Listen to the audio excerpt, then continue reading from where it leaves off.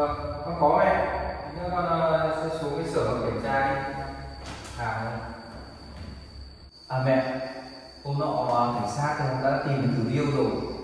Xong là mọi người bàn giao cho Egan rồi mà không biết thấy cô ấy bây giờ cô ấy đi đâu rồi, không thấy về nhà mẹ. Thế hay là ơi Cam lại đưa cô đi đâu rồi? Nếu con không biết thì sao ạ? Chắc không phải là Egan đưa đi đâu rồi mẹ. Con thấy cậu ấy cũng đi tìm thử yêu mà. À mẹ, hôm nọ con nghe thấy cậu Egan cũng nói chuyện là cô bé Vân ấy muốn nói chuyện với ai đấy là đưa một cô gái nào đi làm khác anh ạ. Mà có gặp cô ấy đến đây con hỏi nhưng mà cô ấy không nhận. Không biết có phải là cô Vân đấy có liên quan thì yêu không? Chắc là không phải là bé Vân nó làm đâu. Vì mẹ thấy con bé Vân nó yêu con mà. Con đừng có tin cái cậu ấy Cam quá. Mẹ, hôm nọ con nhờ cảnh sát lại tìm thử tiêu một lần nữa mẹ. Hay là con nên nhờ cảnh sát để điều tra thân xem có phải cô ấy liên quan đến thử tiêu có định không mẹ? Thôi, cái việc này con cứ từ từ đã. Con cứ nóng vội không giải quyết được vấn đề gì đâu. Bây giờ cảnh sát điều tra nếu không phải con bé thì làm tiếng cho nó sao? Mẹ thấy con dạo này bỏ bê công việc nhiều lắm đấy. Con phải để ý đến công ty ấy, để xem anh em người ta làm việc. Suốt ngày mẹ thấy con cứ đi tìm thử yêu thôi. À, mẹ nói ra con mới nhớ. Con đi vào phòng con thấy cái bản thiết kế cho xuống cho anh em người ta làm mẹ. Thôi thế muộn rồi con đi làm đi. Vâng.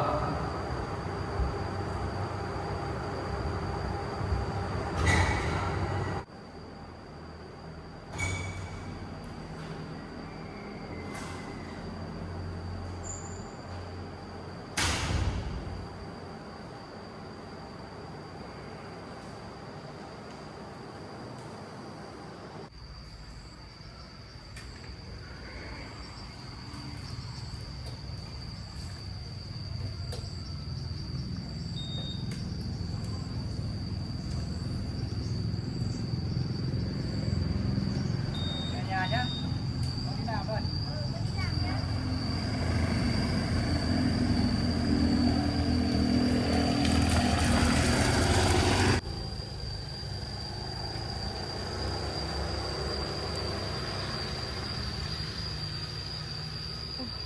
Mãi nó mới đi làm sao?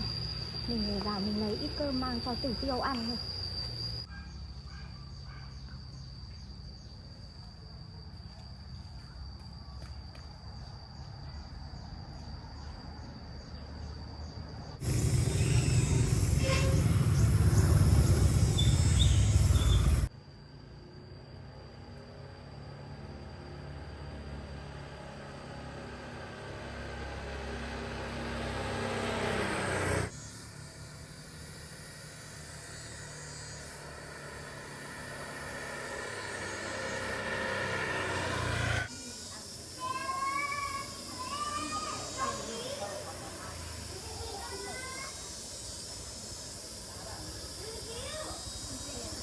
Thế tình hình có việc gì muốn chưa vậy? Vâng, cháu muốn nhờ các chú việc. Hôm đấy các chú đã tìm được cô Tử Tiêu cho cháu nhưng mà cô ấy lại mất tích ngay sau đó. Bây giờ cháu muốn các chú đi tìm kiếm giúp cháu. Thôi nhá, thế bây giờ này nhá, cái đồng chí đội trưởng hôm nay là đi công tác, thế thì có gì chiều tối là đi về, thì tôi sẽ có trao đổi lại qua cái nội dung đấy thì chúng tôi sẽ làm lại, có gì thì chúng tôi sẽ cố gắng phối hợp để báo lại sau. Mình phải gọi điện cho cảnh sát để xem là đã có tin tức của Tử Tiêu chưa. Thôi, mình quên mất điện thoại ở nhà rồi.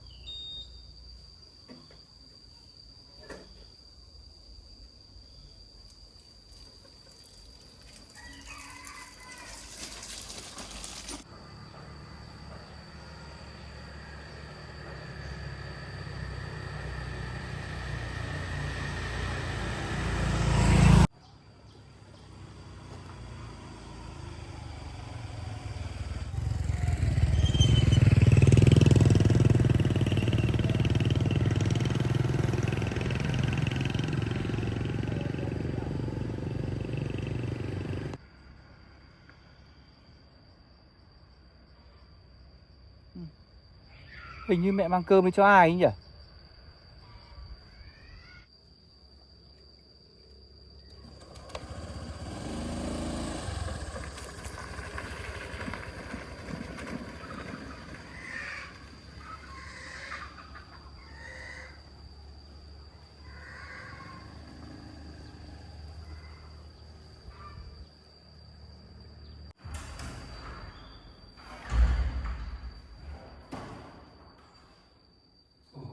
Điện thoại mình để quên ở đây.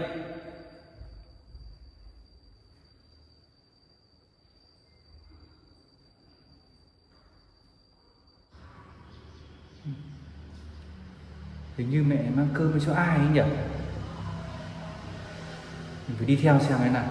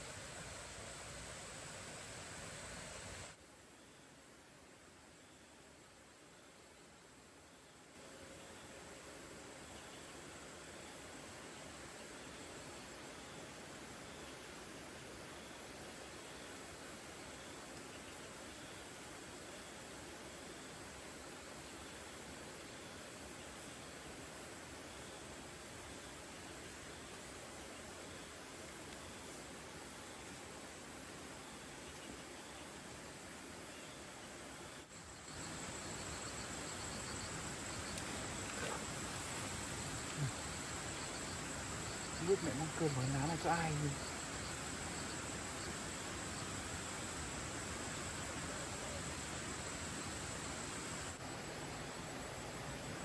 Không biết là con bé Tử Tiêu nó còn ở đây không nhỉ? Thôi, mình cứ để cơm ở đây, nếu mà nó còn ở đây tí nữa nó về nó phát ăn.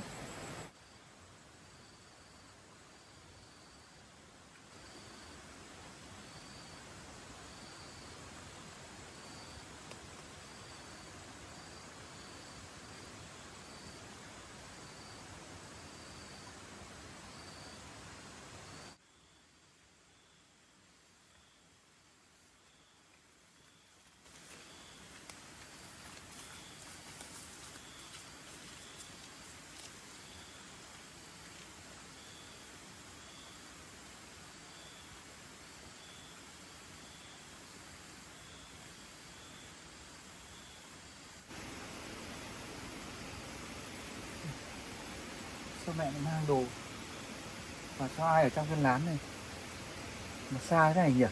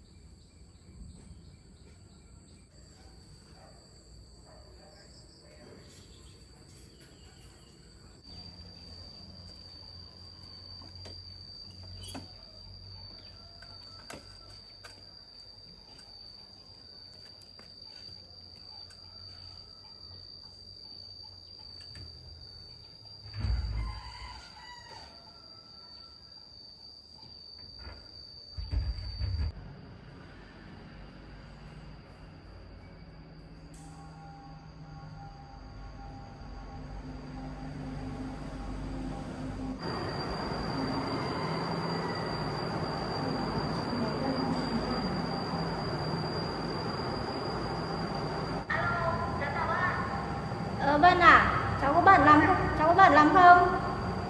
Cháu đang ở nhà thôi ạ. Thế cháu đến nhà bác đi, bác có việc muốn nói với cháu. Vâng ạ, thế bác đợi giờ gì cho đến luôn ạ. Đến ngay nhá. Vâng ạ.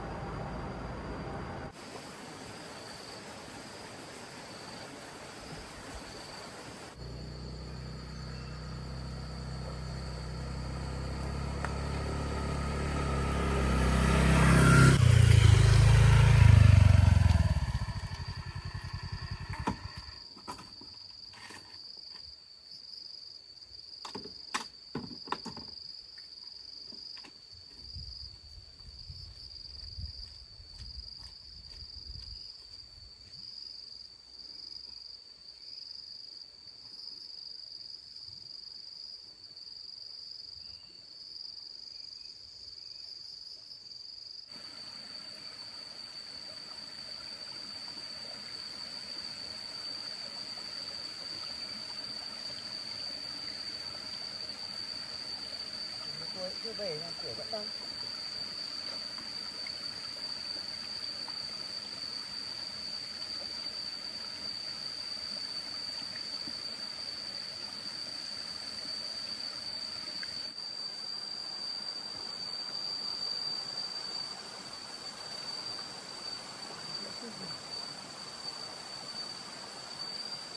Tôi đi đâu rồi?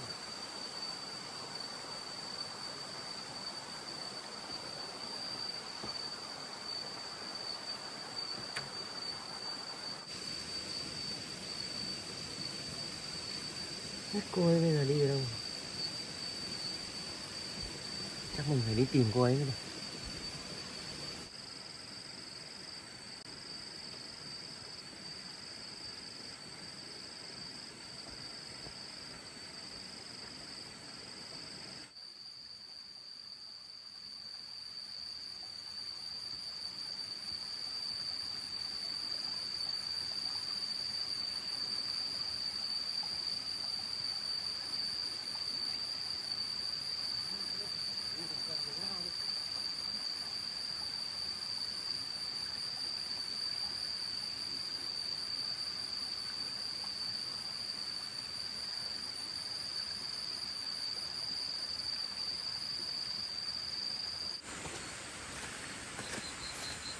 Chị Tiêu ơi! Tiêu ơi!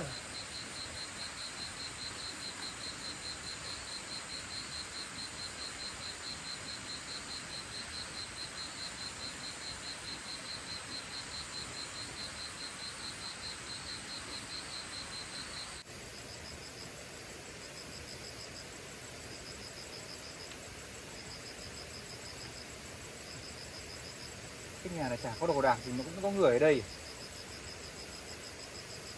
Mà chắc hay mẹ mình thấy người ta khổ quá, mẹ mình mang đồ ăn vào cho.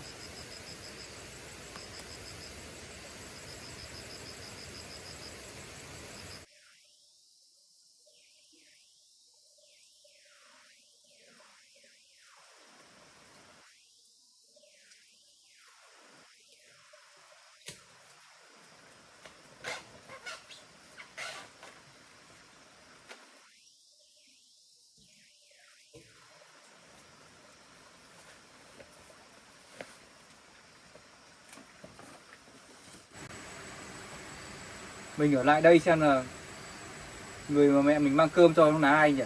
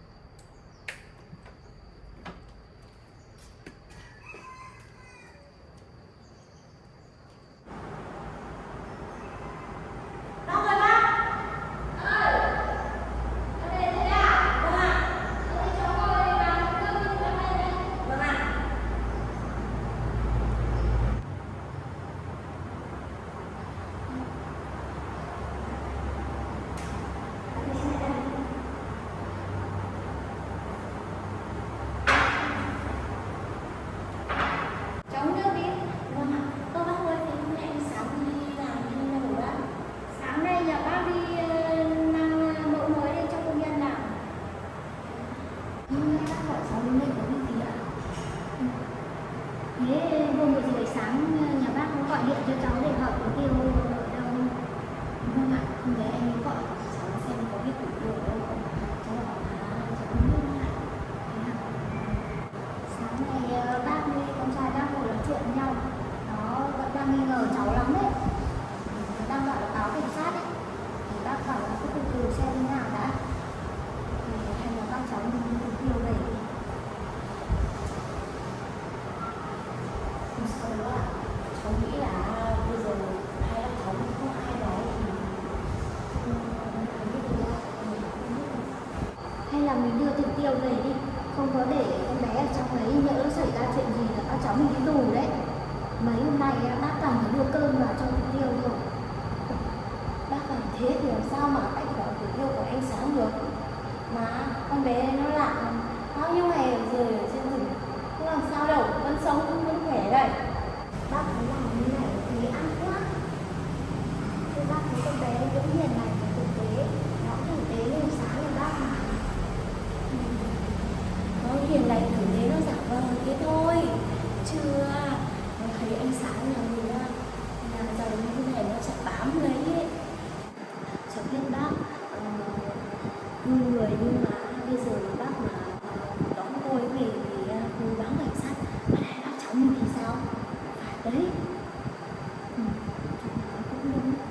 bây giờ mà đưa tử tiêu về ấy, là báo báo cảnh sát ấy, là cảnh sát là phạt hai vợ chồng mình.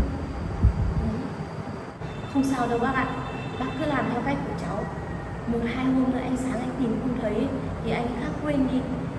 Làm như thế tốt cho anh Sáng chứ bác ạ. À bác ơi, nãy cháu thấy bác bảo bác ăn cơm vào cho Tử Tiêu à? Bác sợ tử tiêu đói, bác mang cho tử tiêu ít cơm đi mà. Không được đâu bác ơi. Bây giờ bác mà mang vào là bị phát hiện đấy.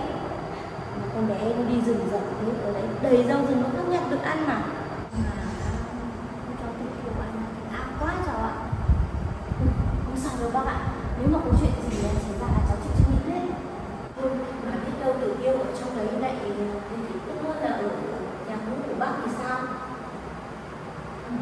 Mà bác phải hứa với cháu nhá, không được đi vào trong đấy tìm Tử Tiêu đâu. Ở trong đấy mà tìm ra mà lộ ra là cháu cũng không biết cách gì nữa đâu. Hôm nay bác gọi cháu đến đây có việc gì thế này không là bác? Vì bác lo quá nên bác gọi cho cháu. Không sao đâu bác ạ. Mình cứ làm theo cách của cháu là được. À mà bây giờ cháu có việc ấy, cháu phải đi.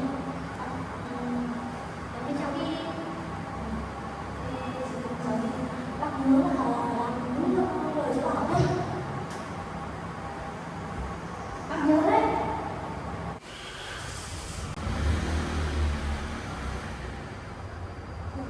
Bé tử tiêu nó ở trong đấy chắc cũng không ai phát hiện ra được. Cứ để nó ở trong đấy mấy hôm xem thế nào.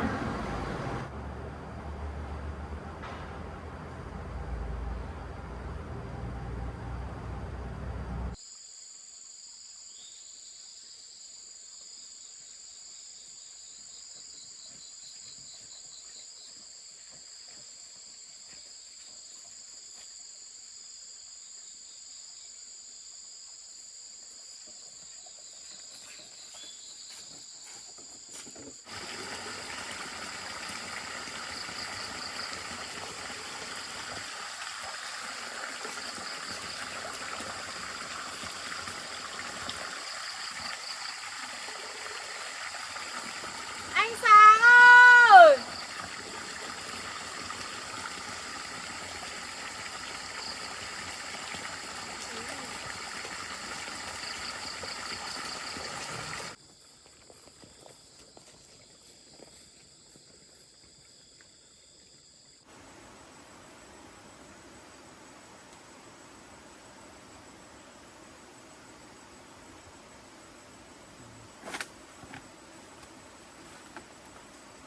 Ngồi đây xem nào.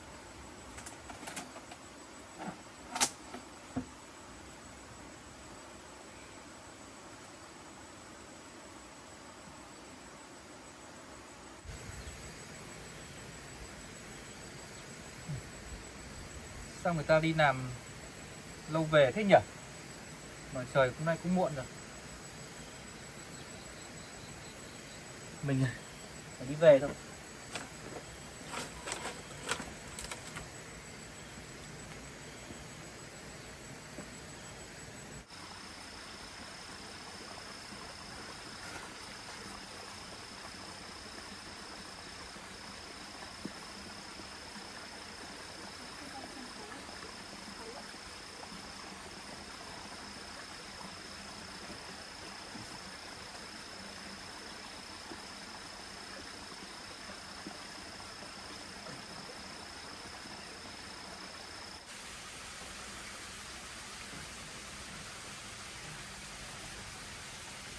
Anh ấy đi đường nào mà tìm.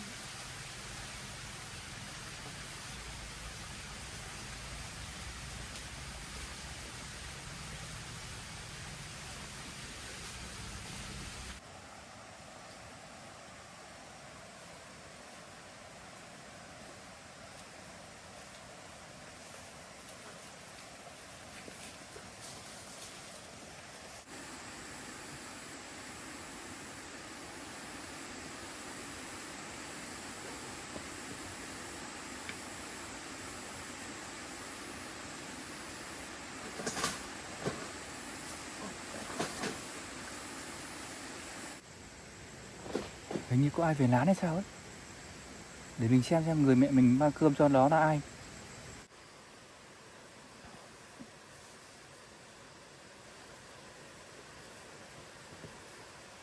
Ô, Tử Tiêu,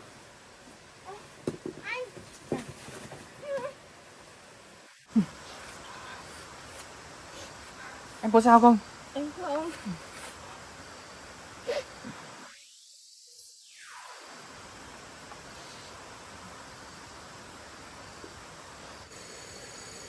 Anh tìm thấy em rồi. Anh lo cho em quá.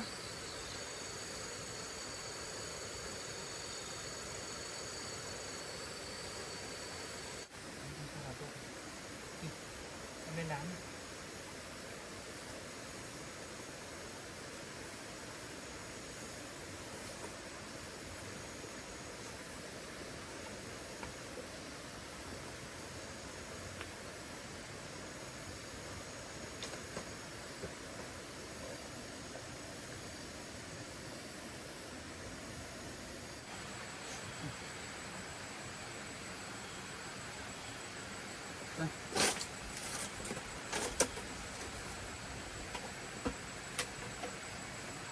Em ngủ đây cho đỡ mệt em.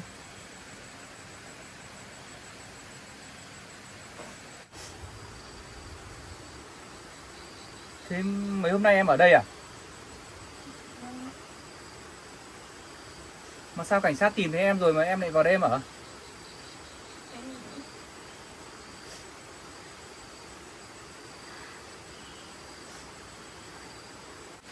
Em hôm mới cảnh sát tìm thấy em rồi, nhưng mà em gặp mẹ anh với chị Vân bảo anh đi tìm em ở trong này. Bác ấy dẫn em vào đây và em ngồi đây để chờ anh, nhưng mà em chờ mãi chẳng thấy anh đâu cả. Anh cũng đi tìm em mãi. Thôi được rồi em ạ. Đã có anh ở đây rồi.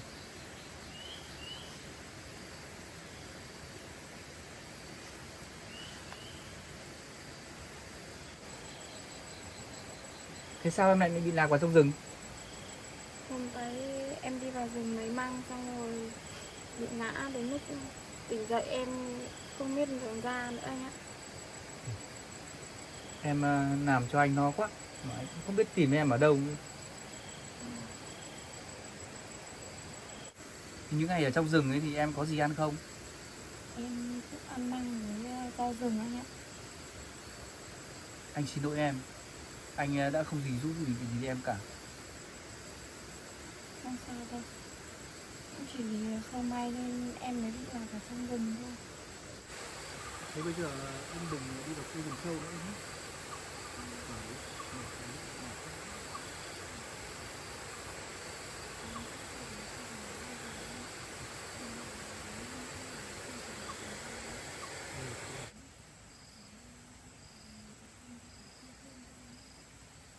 Thời gian tìm thấy em hay là cảnh sát tìm thấy em chưa? Em thấy nhà anh ấy đang tìm thấy em. Em thấy anh ấy xuống tìm một đoạn thì cũng gặp mấy đồng chí cảnh sát lên. Thế là họ hỗ trợ cho nhau ở khu rừng đấy. Nhưng mà mấy anh cảnh sát bảo là bởi vì đơn vị để báo cáo nhưng mà không đưa em về nhà được. Thì em cũng chờ anh ấy ra, nhưng mà có chị Vân ấy bác ấy đi tìm anh ấy, em đi tìm anh.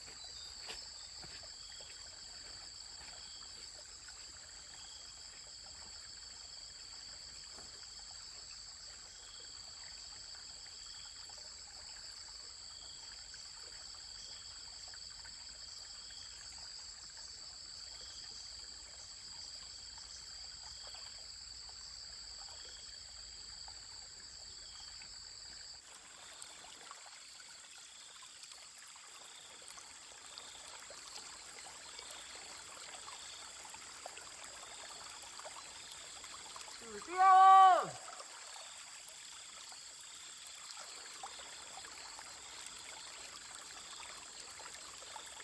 Tiêu ơi!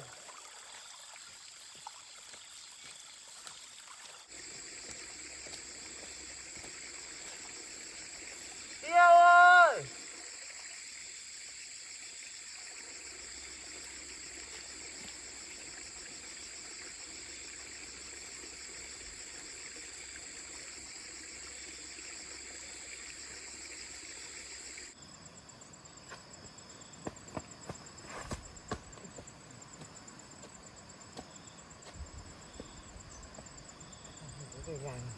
Mệt quá.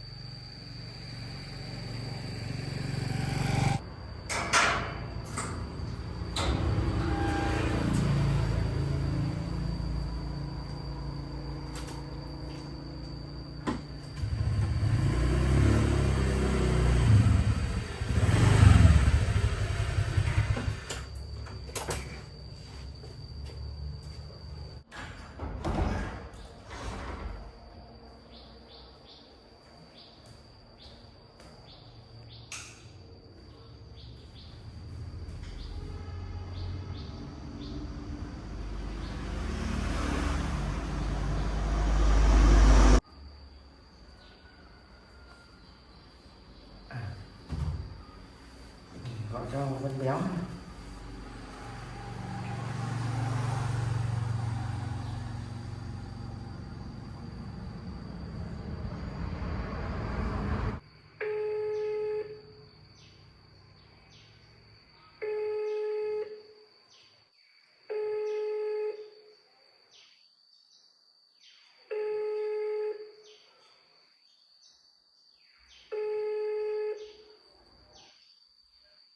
Quý khách vui lòng để lại lời nhắn sau tiếng bíp do thuê bao quý khách vừa gọi hiện không nhấc máy. Cuộc gọi được Mình thiếu tiền của mình không dám nghe à?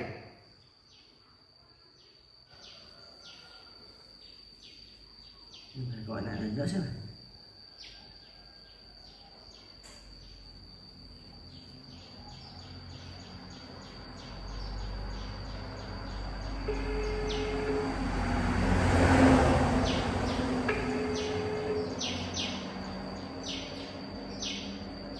Alo ạ. Cô Vân à? Thế cô đang ở đâu ấy? Tôi muốn gặp cô có chút việc. Ôi tôi bận lắm. Thế cô có muốn kiếm tiền không? Có, anh đang ở đâu ấy? Tôi đang ở nhà. Thế đi xuống đây tôi gặp cô tí rồi nói chuyện. Ok, tôi đến luôn. Nhé.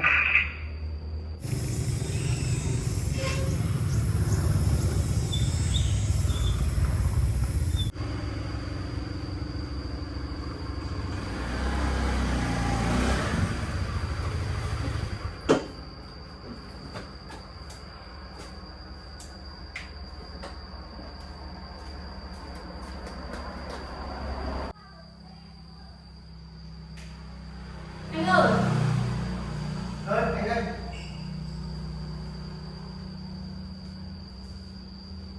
Mấy ông ngủ. vâng ạ.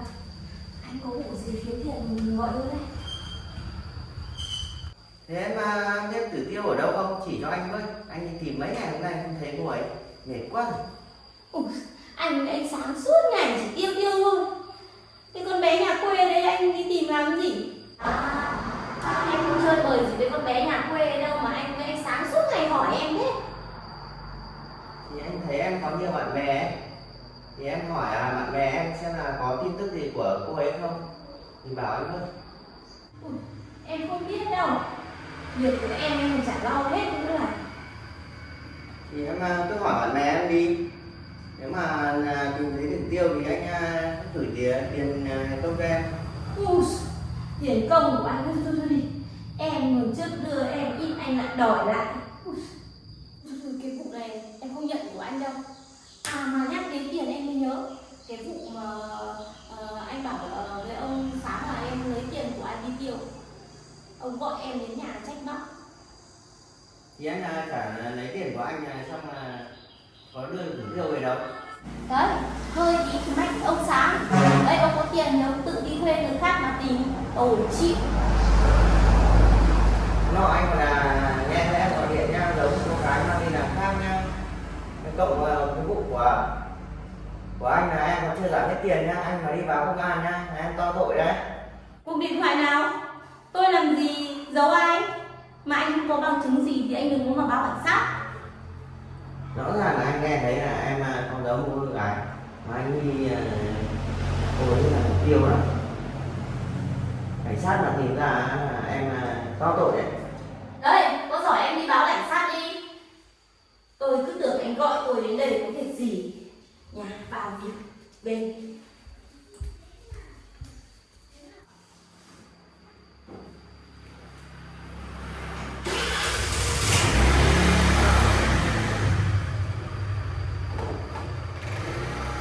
Đấy con này nó nặng thế nhỉ? Thì nó thích tiền lắm không à? Hay là nó liên quan đến Tử Tiêu nó không dám nhận nhỉ? Bé Vân này mà liên quan đến Tử Tiêu thật, tìm cách cho nó nói ra.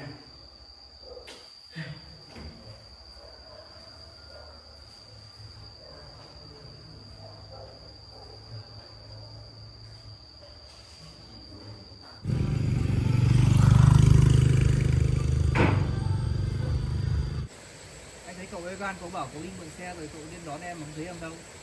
Anh thì còn tưởng cậu đi giấu em đi đâu nữa. Không phải anh nữa. Ơ, sao lại có cái gì ở đấy?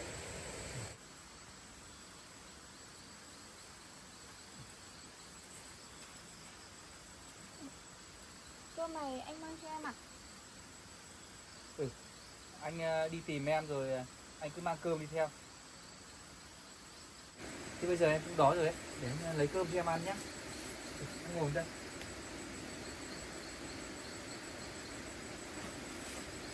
Anh có món gì đấy? Anh nấu vài món anh mang đi. Anh em đưa cho anh một đôi đũa. Uầy, ngon thế anh.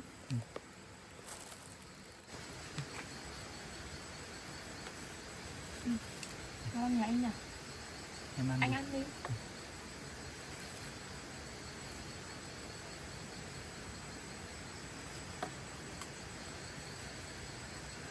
Bao nhiêu ngày rồi?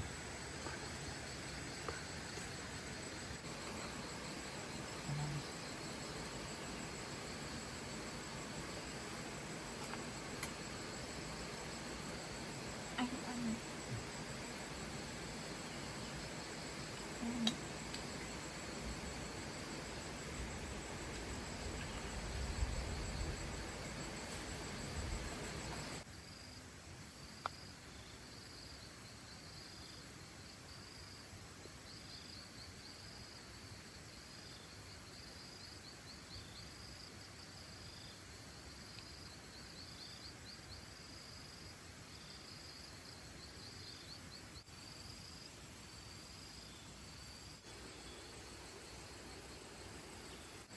Thôi rồi anh ạ.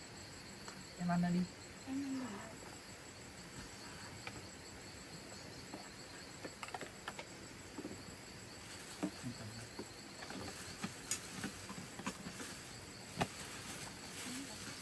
Đây nha, để con này. Để ở đây nhé. Vâng ạ.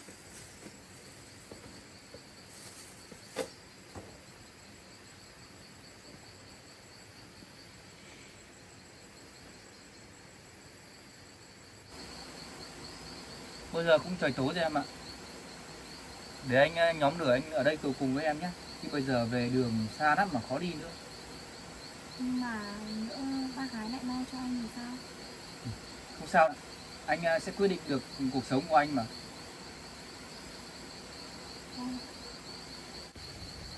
Được rồi, để anh đi anh đốt lửa đây cho nhá. Anh sẽ cùng đi để em làm thôi.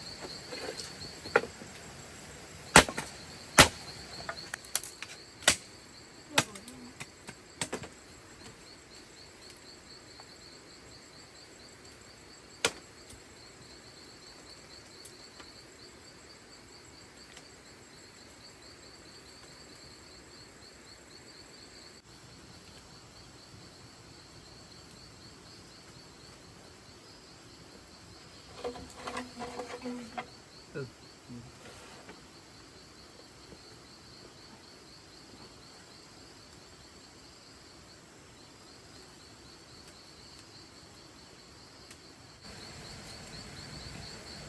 Hay là anh gọi điện cho bác gái để mà anh.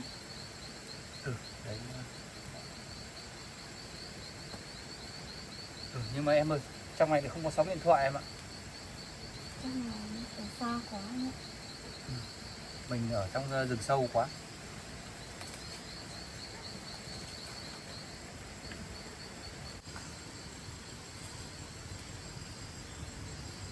Từ bây giờ em đừng đi vào rừng sâu em thu hoạch nữa nhá. Vào đấy nguy hiểm lắm em ạ.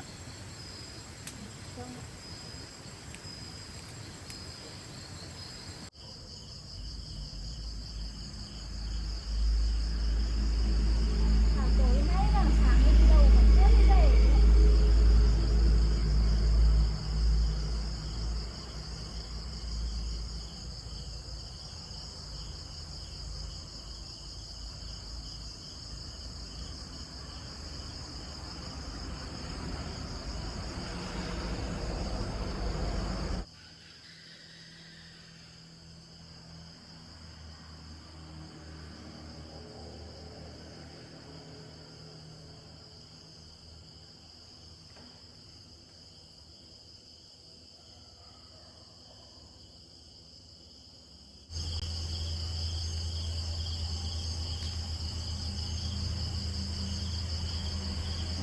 Thế giờ nó không biết nó ở đâu mà giờ nay nó còn chưa về.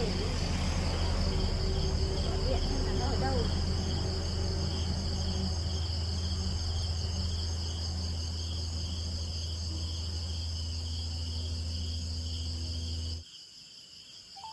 Thuê bao quý khách vừa gọi, tạm thời không liên lạc được. Không biết là giờ này nó ở đâu mà lại không gọi được này.